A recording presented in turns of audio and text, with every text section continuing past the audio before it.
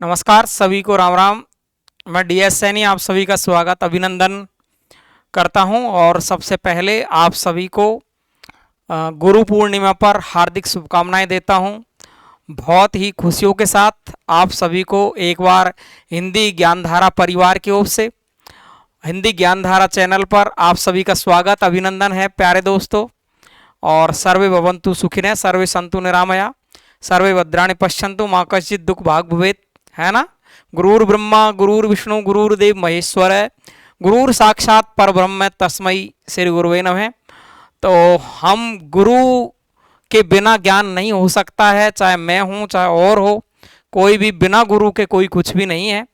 तो सभी को इस गुरु पूर्णिमा पर एक बार तहे दिल से मन से हार्दिक स्वागत आप सभी का।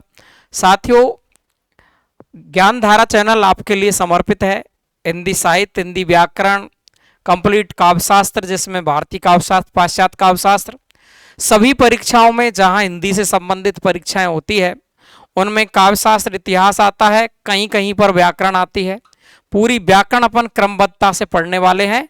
एक तरफ क्वेश्चन हल करेंगे, एक तरफ अपन डिटेल में पढ़ेंगे व्याकरण को, दोनों चीजें एक साथ चालू करेंगे अपन बहुत जल्दी। अब तो प्यारे दोस्तों, हम करने वाले हैं बात हिंदी ज्ञानधारा पर कम समय में अच्छी तैयारी। हिंदी साहित्य का इतिहास आप पढ़ रहे हैं और कम समय में अच्छी तैयारी, ये अपने चैनल की विशेषता है, खासियत है, प्रवृत्ति है। नेट के लिए, सेट के लिए, कॉलेज लेक्चरर के लिए, आरपीएससी ग्रेड फर्स्ट के लिए, आपका TGT, PGT, UP, MP, Haryana, Bihar, Eklavya वाली आपकी जगह फिर से आ गई है ईएमआरएस में, और आपका हरियाणा में जगह आ गई है ना। बिहार में चल रही काफ़ी सारी ढेर सारी वैकेंसियां हैं। राजस्थान में ग्रेड फर्स्ट ग्रेड सेकंड आने वाली है। तो आप सभी परीक्षाओं के लिए पढ़ते हैं हिंदी साहित्य को और कम समय में हम करते हैं अच्छी तैयारी। तो एक बार फिर से सभी का गुरु पूर्णिमा पर हार्दिक स्वागत करते हुए, आप सभी को शुभकामना देते हुए, ठीक है, और आपन की क्लास चालू करते हैं। तो आप सभी को शुभकामनाएं और एक निश्चित प्रण ले आज से ही कि जब एकलव्य आपका मिट्टी की मूर्ति को गुरु मान करके ही यदि वो बाण चलाना सीख सकता है, दुनिया को जीतना सीख सकता है, तो तुम्हारे पास साक्षात मनुष्य रहते हैं, साक्षात गुरु रहते हैं। जितना सीख सकते हो उतना सीख लो। अरे गुरु में भी बुरी आदत हो सकती है, तो बुरी आदतों को छोड़ दो, बाकी की अच्छी अच्छी ग्रहण कर लो। लेकिन ऐसा संभव नहीं है कि वो आपका गुरु है और आपको शिष्य मानता है, वो आपको गलत चीज सिखाए। तो प्यारे दोस्तों, आज से ही प्रण लेकर चलेंगे आज से हम कि आज एक नई उड़ान के लिए गुरु पूर्णिमा से एक नया प्रण लेना है कि मुझे इस भर्ती परीक्षा में सफलता लेनी है, चाहे कोई भी कंडीशन मेरे सामने गुजरे। साथियों, दुनिया में ऐसा कोई व्यक्ति नहीं है जिसके सामने समस्या नहीं है। मुझे उठाकर बताओ, चाहे वो कितना ही पैसे वाला हो, चाहे वो कितना ही गरीब हो, चाहे वो मांगने वाला हो, चाहे बैठकर खाने वाला हो, लेकिन हर व्यक्ति के सामने निश्चित रूप से एक न एक समस्या जरूर है। समस्याएं रहती है, आएगी जाएगी। अगर रात अंधेरी है, चांदनी भी आएगी और सुबह होगी तो शाम भी होगी। यानी सुख भी है तो दुख भी है और दुखी है तो सुखी भी होंगे। तो आज से यही प्रण के साथ में गुरु पूर्णिमा पर गुरु के चरणों में सबसे पहली गुरु होती है माँ, और माँ के चरणों में नमन करते हुए, अपने गुरु के चरणों में नमन करते हुए एक नए प्रण को ठान लो और वो लेकर हटेंगे, हम छोड़ेंगे नहीं इसी चैनल के माध्यम से। तो साथियों, आते हैं अपन अपनी क्लास पर। साथियों, आज अपन ने पढ़ने वाले हैं प्रमुख निबंधों को। प्रमुख निबंध अपन पढ़ने वाले हैं। यदि निबंध का मैं विच्छेद देखूं तो कोई खास बात नहीं है, अपन को कोई सवाल पूछने वाला नहीं। नी प्लस बंध, नी का मतलब विशेष, नी का मतलब होता है आपका विशेष, बंध का मतलब बंधन। विशेष बंधन हो तो उसे निबंध कहते हैं। निबंध का मतलब है विशेष, बंधन का मतलब है व्याकरण की कोटि में इकाइयों में बांट करके और निबंध को लिखना, यानी एक रचना को लिखना ही निबंध कहलाता है। यानी यहाँ पर आपकी अलग अलग शैली होती है विद्वानों की। तो मैं आपको शैलियाँ पढ़ाऊँ तो बहुत लंबा चौड़ी आपकी क्लास होती है। विचारात्मक शैली है, व्यास शैली है, विवरणात्मक शैली है, इस तरीके से अलग अलग शैली में निबंध लिखे जाते हैं। तो अलग अलग शैली के निबंधों को हम अलग अलग पढ़े तो काफी लंबा चौड़ा मैटर होता है। अपन यहाँ कम समय में अच्छी तैयारी करते हैं, इसलिए मैं आपको प्रत्येक लाइन सिर्फ परीक्षा के योग्य लेके आता हूं और कुछ नहीं। साथियों, निबंध को 4 कालखंडों में बांटा गया है और 4 कालखंड कौन से हैं तो आपको ध्यान देना है। यहाँ पर 4 कालखंड है। एक तो आपका भारतेंदु युग के निबंधकार है, एक आपके द्विवेदी युग के निबंधकार है, एक शुक्ल युग के निबंधकार है, एक शुक्लोत्तर युग के। यानी निबंध को 4 भागों में बांटा, भारतेंदु का युग, फिर द्विवेदी युग, फिर शुक्ल युग और फिर शुक्ल के बाद का युग। यानी आपको देखेंगे जो भारतेंदु युग का समय माना जाता है, भारतेंदु युग का समय हर जगह पर अलग अलग है, ये बात आपको ध्यान रखनी है। कईयों कहते सर कमेंट कर रहे हैं कि सर ये गलत समय बता रहे हैं आप, ये निबंधों का समय है, ध्यान रखेंगे। तो भारतेंदु युग के निबंधों का समय रहा है 1873 से 1900 ईस्वी तक, 1900 से 1920 रहा है द्विवेदी युग, 1920 से 1940 रहा है शुक्ल युग और 1940 के बाद का जो समय चल रहा है वो शुक्लोत्तर युग के निबंध है।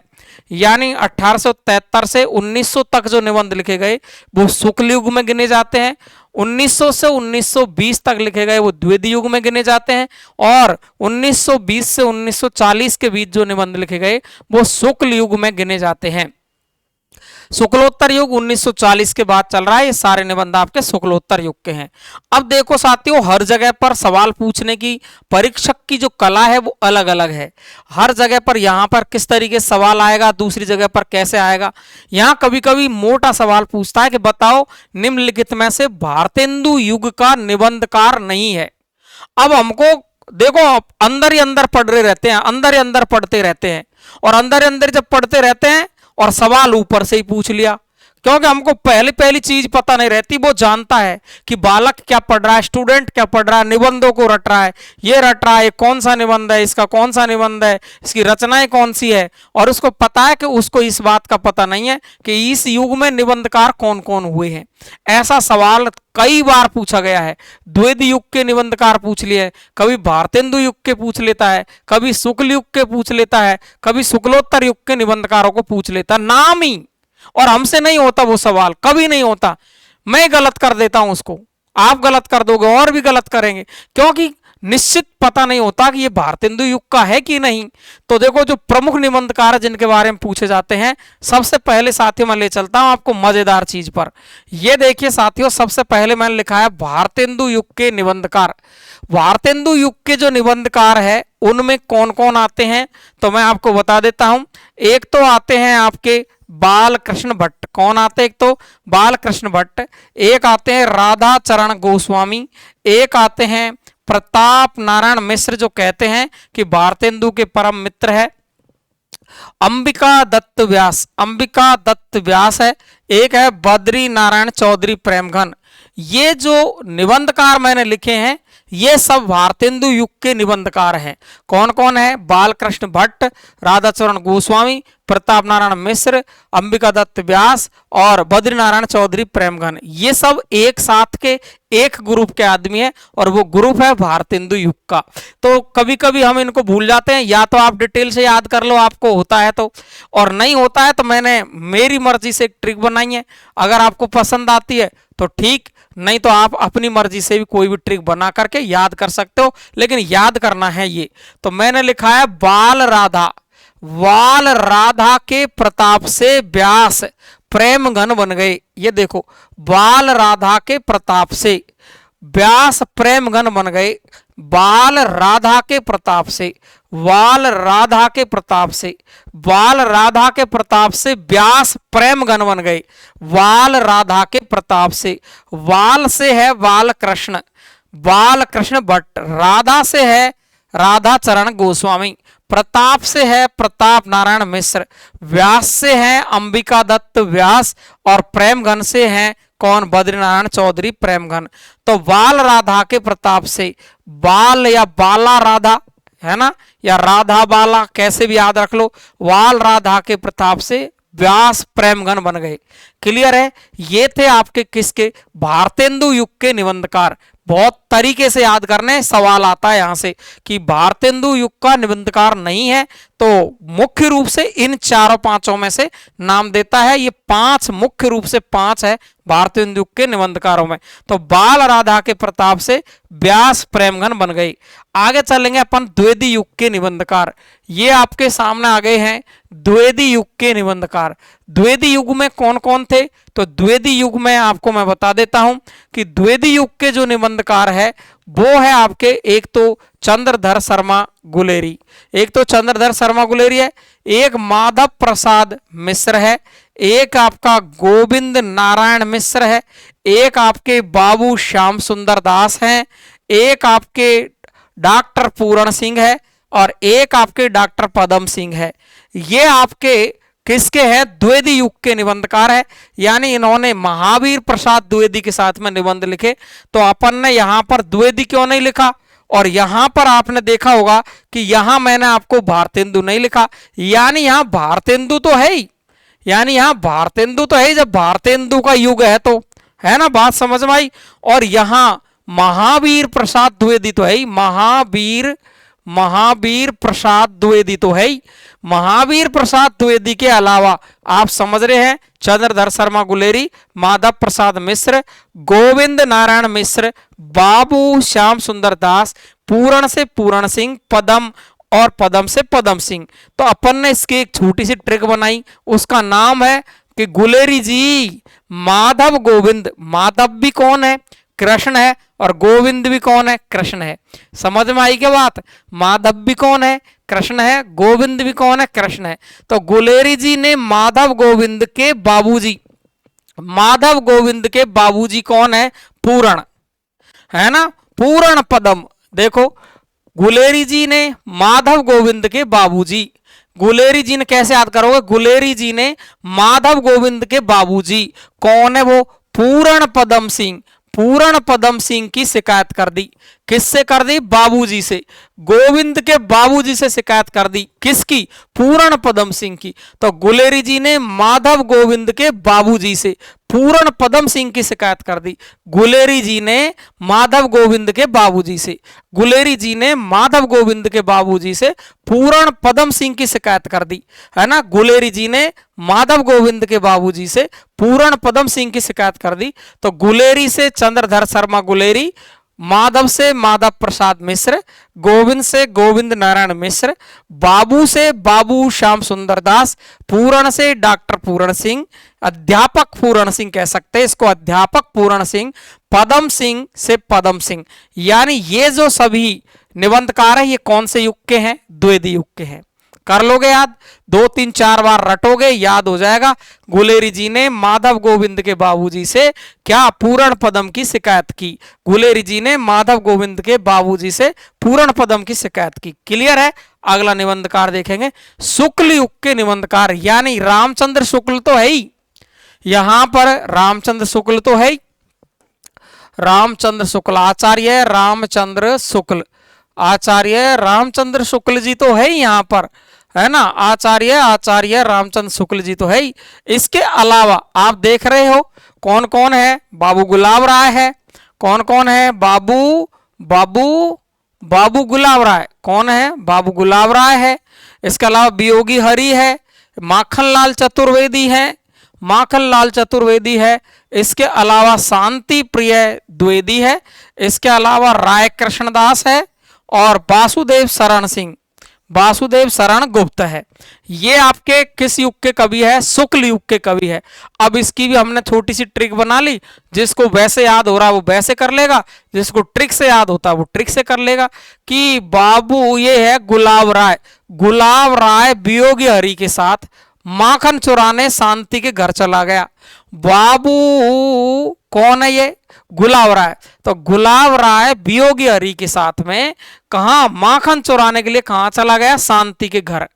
कौन है ये? गुलाब राय वियोगी हरि के साथ माखन चुराने कहां चला गया? शांति के घर चला गया, है ना। जिसकी राय किसने दी? वासुदेव ने। अरे वासुदेव कौन है? कृष्ण। तो इसकी माखन चुराने की सलाह कौन देगा? कृष्ण। क्लियर है? तो देखिए ध्यान से, गुलाब राय गुलाब राय, वियोगी हरि, माखन से माखन लाल चतुर्वेदी, शांति से शांति प्रिय द्विवेदी, राय से राय कृष्णदास, वासुदेव से वासुदेव शरण गुप्त। बात सही है, समझ में आ जाएगी। गुलाब राय है, वियोगी हरि के साथ गया है, माखन चुराने गया है, शांति के घर चला गया है, और उसकी राय किसने दे दी है? वासुदेव ने। वासुदेव भी कृष्ण है, वासुदेव भी कृष्ण, देखो देखो वासुदेव भी कृष्ण है, यहां भी कृष्ण है, यहां भी कृष्ण है, माखन चुराने वाला भी कृष्ण है, हरि भी कृष्ण है। क्या बात है, कृष्ण ही कृष्ण है ना।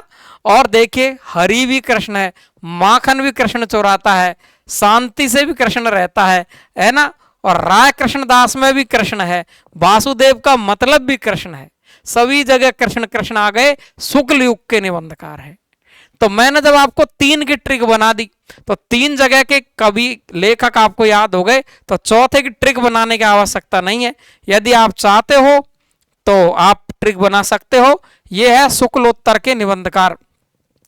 शुक्ल के बाद में हजारी प्रसाद द्विवेदी जी आए, नंदुलारे वाजपेयी आए, डॉक्टर नगेंद्र, रामधारी सिंह दिनकर, जैनेन्द्र प्रभाकर माचवे, जयशंकर प्रसाद, कुबेरनाथ राय, इलाचंद्र जोशी, बाकी के बहुत सारे निबंधकार हैं जो सब के सब शुक्लोत्तर के युग के निबंधकार हैं। अगर इनकी भी कोई ट्रिक आप बनाना चाहते हो तो खुद बना सकते हो, कोई दिक्कत नहीं है। लेकिन मेरा मानना यह है कि जब हम 3 युगों के निबंधकारों को अलग कर लेंगे तो चौथे युग का निबंधकार अपने आप ही बच जाएगा। ये तो थे निबंधकार। अब अपन बात करेंगे प्रमुख निबंधों पर। प्रमुख निबंधों की बात करूं मैं आपसे तो प्रमुख निबंधों पर आएंगे अपन। सबसे पहले प्रमुख निबंध अपन पढ़ने वाले हैं, और प्रमुख निबंध में आप देख रहे हैं यहाँ पर मैं आपका वक्त खराब करने वाला नहीं हूं, बिल्कुल भी 1 मिनट भी नहीं हूं। लेकिन यदि मेरे दोस्तों, मेरे साथियों, मेरे परम मित्रों, मेरे जान के टुकड़े हो, यदि आपको क्लास पसंद आ रही है, यदि आपको क्लास पसंद आ रही है तो क्लास को शेयर कर दो, है ना। सब्सक्राइब जिसने चैनल नहीं किया है उसको वो सब्सक्राइब कर ले, लाइक जिसने नहीं किया वो लाइक कर दे। आज गुरु पूर्णिमा है, पूर्ण रूप से मन से कर दे। अच्छा चलो मैं आपको एक विशेष सूचना देता हूं। आज की क्लास में शानदार तरीके से ध्यान से सुन लेंगे। बुधवार के दिन कुछ विद्यार्थी मान नहीं रहे हैं, बहुत ज़्यादा जोरी कर रहे हैं, 10,000 अभी पूरे नहीं हुए, अपना टारगेट 10,000 का था। लेकिन कुछ विद्यार्थियों का मानना है कि सर हमारी परीक्षाएं हैं, आप ऐसे मत करो, हमें जल्दी से जल्दी क्वेश्चन हल कराओ। तो आपके लिए एक विशेष सूचना आपके लिए लेकर आ रहा हूँ, एक महा मैराथन क्लास।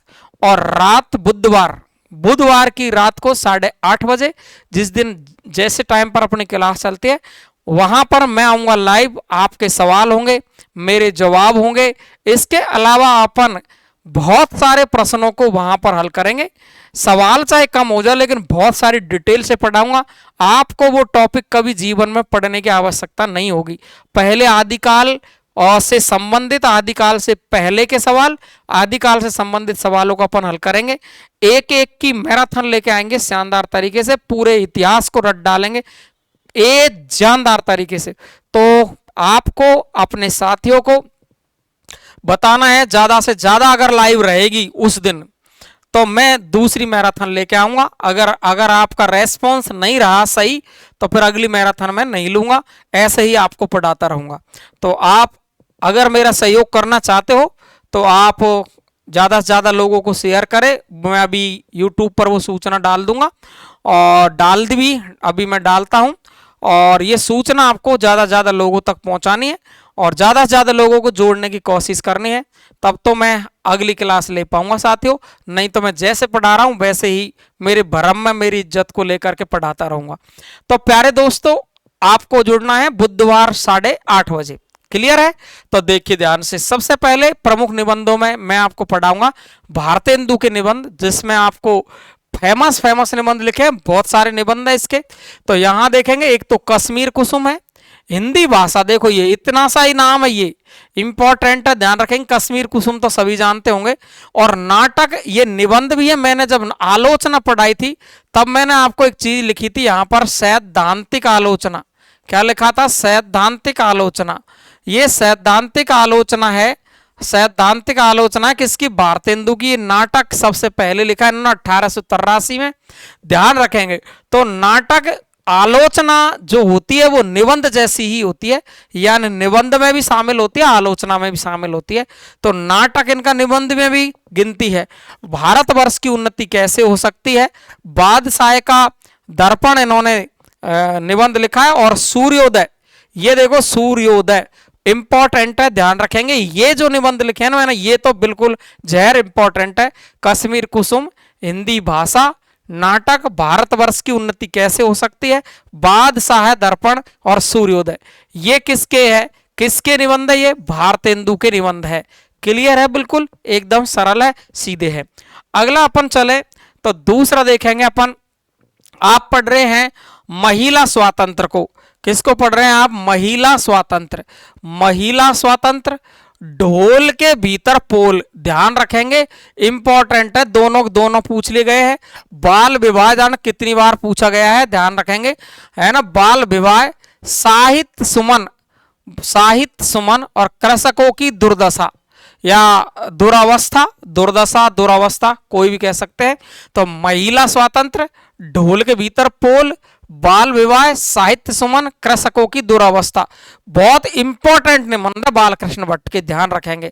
बहुत ही ज्यादा कहते हैं कि निबंध, हिंदी में निबंध लिखने के कारण इन्हें हिंदी का मॉन्टेन कहते हैं। अंग्रेजी शब्द मॉन्टेन है, इसको हिंदी का स्टील कहते हैं। और ये मॉन्टेन और हिंदी का स्टील इनको कहा वो आचार्य रामचंद्र शुक्ल ने कहा, क्योंकि इन्होंने निबंध लेखन में ऐसी कला दिखाई। तो आचार्य रामचंद्र शुक्ल बोले कि ये तो हिंदी की मॉन्टेन है, हिंदी के स्टील है, चमकते हुए सितारे हैं। कौन, बालकृष्ण भट्ट। किसने कहा, आचार्य रामचंद्र शुक्ल ने, क्योंकि इन्होंने निबंध लिखे महिला स्वातंत्र, ढोल के भीतर पोल, बाल विवाह, साहित्य सुमन, कृषकों की दुरावस्था। क्लियर है। अच्छा, मोस्ट ध्यान रखेंगे, वेरी वेरी मोस्ट बात यह है कि इन्होंने एक चंद्रोदय लिखा है। देखना ध्यान से, गलती नहीं कर देना। यहां भारतेंदु ने तो लिखा है सूर्योदय, जबकि यहां देखेंगे आप चंद्रोदय।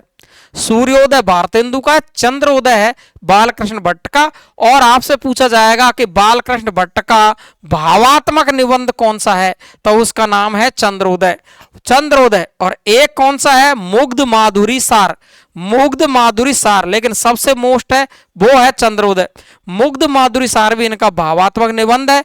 ध्यान रखेंगे, इन्होंने दो तरह के निबंध लिखे हैं, भावात्मक और विचारात्मक निबंध लिखे हैं। तो भावात्मक निबंध में आता है चंद्रोदय, मुग्ध माधुरी सार में भावात्मक और विचारात्मक दोनों ही गुण मिलते हैं। क्लियर है, एक एक चीज ध्यान से सुन लेना। और देखिए ध्यान से, इन्होंने एक परिभाषा दी है कि साहित्य जन समूह के हृदय का विकास है। ये जाना कितनी बार परीक्षा में आ चुकी है, पेपर में छप चुकी है। मैं नहीं कह रहा पेपर उठा के देख लो, मैं नहीं कह रहा पेपर उठा के देख लो कि आपको देगा वो कि साहित्य जन समूह के हृदय का विकास है। ये किसकी रचना है या किसका कथन है, तो आपको उत्तर होगा बालकृष्ण भट्ट। कौन होगा, बालकृष्ण भट्ट। क्लियर है। तो भावात्मक और विचारात्मक निबंधकार है, कौन है ये, बालकृष्ण भट्ट है। हिंदी का मॉन्टेन कौन है, बालकृष्ण भट्ट है। हिंदी का स्टील कौन है, बालकृष्ण भट्ट है। इनके प्रमुख निबंध है महिला स्वातंत्र, ढोल के भीतर पोल, बाल विवाह, साहित्य सुमन, कृषकों की दुरावस्था। चंद्रोदय इनका भावात्मक निबंध है और मुग्ध माधुरी सार इनका भावात्मक और विचारात्मक निबंध है। तो इंपॉर्टेंट है, याद रखेंगे। आगे चलते हैं अपन। देखिए इसकी, इनके बारे में आप सब जानते हैं। आप, बात, दांत, भौं, धोखा, नारी, पेट, समझदार की मौत, ये इतने कोई हजारों की संख्या में कहते हैं कि इन्होंने हजारों निबंध लिखे हैं। हजारों निबंध लिखे हैं किन्होंने, प्रताप नारायण मिश्र ने। इसलिए इनको रामचंद्र शुक्ल ने, इनको भी शुक्ल ने, आचार्य रामचंद्र शुक्ल ने क्या कह दिया है, हिंदी का एडिशन कह दिया है। हिंदी का एडिशन, ध्यान रखेंगे। तो ध्यान रखेंगे, हिंदी का एडिशन कह दिया क्योंकि हजारों निबंध लिखे हैं। आप, बात, दांत, भौं, धोखा, नारी, पेट, समझदार, ये सब अलग अलग निबंध है, कोई एक नहीं समझ ले, अलग अलग निबंध है। हजारों निबंध लिखे हैं। और इनका एक पत्र आता है ब्राह्मण पत्रिका कानपुर से, प्रताप नारायण मिश्र। क्लियर है, ध्यान रख लेंगे। बालकृष्ण भट्ट की पत्रिका हिंदी प्रदीप है। बालकृष्ण भट्ट की कौन सी है, हिंदी प्रदीप। कौन सी है, हिंदी प्रदीप। ध्यान रखेंगे, हिंदी प्रदीप। काफी बार पढ़ चुके हैं अपन, इसलिए मैंने लिखी नहीं है। हिंदी प्रदीप। क्लियर है। अगला ये थे। अगला देखो, मजदूरी और प्रेम। और बिल्कुल मैं क्या कहूं आपसे, बिल्कुल पेपर में छपेगा, समझ लो आप। मजदूर और प्रेम, ये सरदार पूरण सिंह का क्या है, ये निबंध है। सरदार पूरण सिंह का मजदूर और प्रेम। क्लियर है, ध्यान रखेंगे। अगला है पुरानी हिंदी। नाम से ही पता चल रहा होगा, पुरानी हिंदी नाम आते ही कछुआ धर्म और मारे सी मोई को ठाव, ये तीनों की तीनों निबंध बहुत ज्यादा इंपॉर्टेंट, कितनी बार पूछ लिए गए हैं। चंद्रधर शर्मा गुलेरी के हैं। किसके हैं? चंद्रधर शर्मा गुलेरी के हैं। आगे चलूं तो शिव शंभू का चिट्ठा, और शिव शंभू का चिट्ठा लिखते थे भारत मित्र पत्र आता था कोलकाता से। ये शिव शंभू का चिट्ठा है, इसमें लॉर्ड कर्जन की काली करतूतों का वर्णन है। और ये किसने लिखा है? बाल मुकुंद गुप्त ने। किसने लिखा है? बाल मुकुंद गुप्त ने। क्लियर है। आगे चलूं, आगे देखेंगे अपन। श्रृंखला की कड़ियां, श्रृंखला की कड़ियां, श्रृंखला की कड़ियां, श्रृंखला की कड़ियां बिल्कुल ज्यादा ही मोस्ट है, पेपर में सीधा आता है कि महादेवी वर्मा के द्वारा ऐसा कौन सा निबंध लिखा गया या कौन सी रचना है जिसमें स्त्री विमर्श से संबंधित समस्या का वर्णन किया गया है। तो स्त्री विमर्श की समस्या का वर्णन है वो श्रृंखला की कड़ियां निबंध में किया गया है। ध्यान रखेंगे। साहित्यकार की आस्था, साहित्यकार की आस्था, श्रृंखला की कड़ियां, साहित्यकार की आस्था, श्रृंखला की कड़ियां, महादेवी वर्मा के निबंध है। और अब ये देखो, ये तो मैं पहले पढ़ा चुका हूं आपको। बहुत ही ज्यादा कहूं तो जिंदगी मुस्करा गई, माटी हो गई सोना, और क्षण बोले कण मुस्काए। अरे जब जिंदगी मुस्कराएगी तो माटी भी हो जाएगी सोना, क्षण भी बोलेंगे, कण भी बोलेंगे, है ना भाई। तो जिंदगी मुस्कराई, माटी हो गई सोना, क्षण बोले कण मुस्काए, कन्हैया लाल मिश्र प्रभाकर। बहुत ही ज्यादा सवाल पूछे जाते हैं यहां से। तो क्लियर है। श्रृंखला की कड़ियां, साहित्यकार की आस्था, महादेव वर्मा, जिंदगी मुस्कुराई, माटी हो गई सोना, क्षण बोले कण मुस्काए, कन्हैयालाल मिश्र प्रभाकर की रचना है। आगे चले अपन तो नए पुराने झरोखे, नए पुराने झरोखे, नए पुराने झरोखे, टूटी फूटी कड़ियां। श्रृंखला की कड़ियां नहीं है, टूटी फूटी कड़ियां, है ना। टूटी फूटी कड़ियां और नए पुराने झरोखे हरिवंश राय बच्चन की रचना है। हरिवंश राय बच्चन। ठीक है, क्लियर है। और देखिए यहां पर हिंदी साहित्य 20वीं शताब्दी और नया साहित्य नए प्रश्न, दोनों की दोनों मैंने आलोचना में भी पढ़ाई है आपको, और यहां निबंध में पढ़ा रहा हूं, भूल नहीं जाना। नंद दुलारे वाजपेयी के निबंध और आलोचना है। निबंध भी है और ये क्या भी है? आलोचना भी है। क्या भी है? निबंध भी है, आलोचना भी है। ध्यान रखेंगे। सौष्ठववादी लेखक कवि कह सकते हैं। ध्यान रखेंगे। सौष्ठववादी पूछ लेगा आपसे कि सौष्ठववादी लेखक कौन सा है, कवि कौन सा? नंद दुलारे वाजपेयी। तो आप सभी को ये मैं आपको यहां तक पढ़ाता आया हूं। कैसी रही है क्लास, आप सभी को कमेंट बॉक्स में लिख करके बताना है जरूर। 9983 और 374293 पर आप संपर्क कर सकते हैं। व्हाट्सएप पर साथियों, कई तो कहते हैं सर जवाब नहीं देते हैं। साथियों इतना सा टाइम मिलता है जिसमें आप सभी के लिए प्रश्न बनाना है, आप सभी के लिए नोट्स बनाना है, सारे काम मेरे पास होते हैं। साथियों विशेष सूचना आपकी यह है कि आपको बुधवार को रात 8:30 बजे लाइव क्लास में मिलना है। वहां पर अपन बातचीत तो कम करेंगे, पढ़ेंगे ज्यादा से ज्यादा सवालों को हल करने की कोशिश करेंगे। एक एक सवाल से 4-4, 5-5, 8-8 सवालों को निकालेंगे। शानदार तरीके से पढ़ने वाले हैं। बुधवार रात 8:30 बजे। लेकिन अपने साथियों को बताइए, ज्यादा से ज्यादा लाइव लाने की कोशिश करना, सभी शेयर करना ज्यादा से ज्यादा वीडियो को, ताकि सभी तक फैल जाए। अच्छे अगर आपकी लाइव में बच्चे आते हैं, स्टूडेंट आते हैं, तो मैं आपको आगे क्लास के लिए महत्वपूर्ण प्रश्नों की श्रृंखला लेकर आऊंगा। नहीं, मैं जैसे पढ़ा रहा हूं बहुत अच्छा है। ठीक है साथियों, धन्यवाद आपको, बहुत बहुत शुक्रिया आप सभी का। आप साथ मेरे साथ में जुड़ते हैं, इसके लिए बहुत बहुत धन्यवाद।